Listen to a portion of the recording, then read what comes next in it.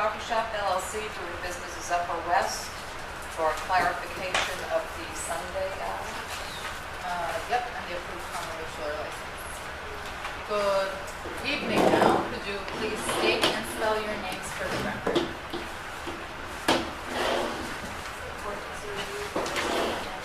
Ms. Courtney, do you mind speaking into the mic? I don't think it's on. Oh, so louder. Thank you. Xavier teacher. XAVIERDIETRSCH. Now, the way that we had voted on was Sunday, alcohol with 10 a.m. with service of alcohol with brunch. I reviewed. I'm sorry, that's not correct. You didn't vote. I'm sorry, Ms. Courtney, I'm not going to get into a fight about this. That's how we voted. That's what's on the papers. That's how's everything. Let me finish. If you will let me finish my sentence, that would be great. You will get your chance to speak. I did review when the commission adopted the law with regard to the earlier service of alcohol. It was discussed how it was due to brunch and whatnot, but the commission did not actually attach. Didn't say that they were going to prove it just as for brunch. I do understand that at the time the commission was not granting general on-premise licenses, but it was discussed. There was a back and forth, and Commissioner Haas actually brought it up a couple of times, but yet when they voted, they didn't vote that way. I also note for the record that I reviewed all other licensees that have the 10 a.m. on Sundays, and none of them say with brunch. So the other thing is, the law actually allows service of alcohol at 8 a.m. on Saturday and versus 10 a.m. on Sunday. I don't see one way or the other. So in a situation like the one we are in now, where the licensee does not want that condition, where the commission has never placed that condition, and when we had this hearing, we didn't have anyone speak in favor or in opposition as to that particular issue.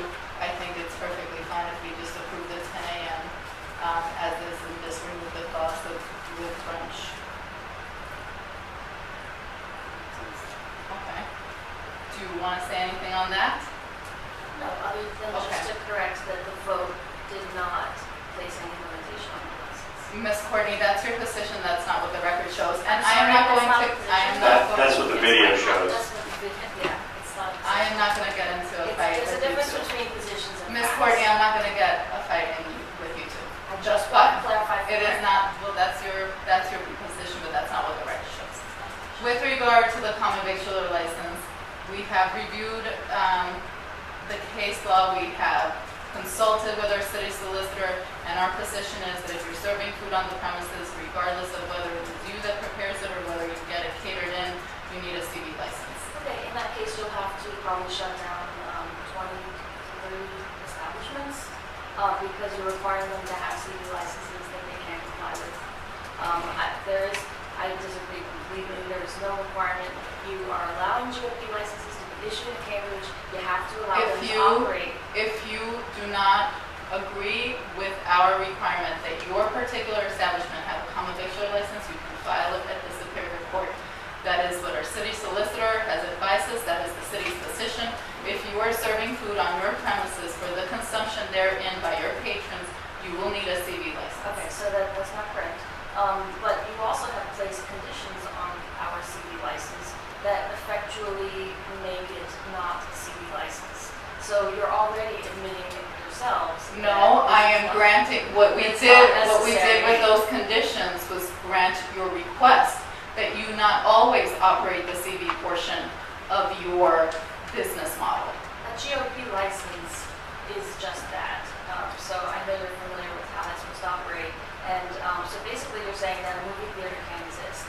Because if a movie theater serves popcorn, now they need a CV. And if they need a CV, they have to have a full restaurant with its dining facilities.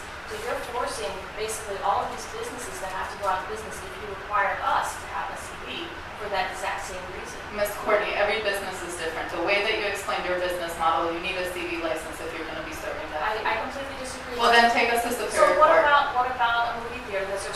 I am discussing your Are you case gonna only. require I am me to- discussing your case To only. have a restaurant? Ms. sit Courtney, I am downstairs? discussing your case only. You're required to have a CV.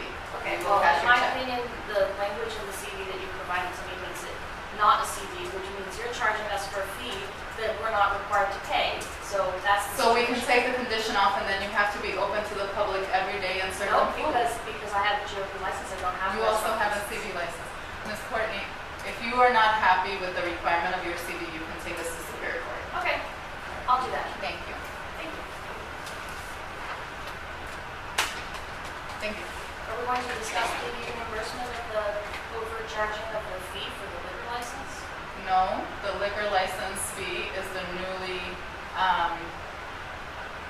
in our fee structure says newly granted license. That's the fee that we What's a adopted. newly granted license? Exactly what that means. A newly granted license, one like yours. A newly granted What license. does that mean? The fee for your license is a newly granted license. What is a newly granted license? Does that mean a license granted New after according 6 to when? days? New when? Ms. Courtney, your license is new. You got a prorated fee for the newly granted license fee. Does a newly granted license mean a license that was granted after a certain date, or does it mean a license that's not a transfer?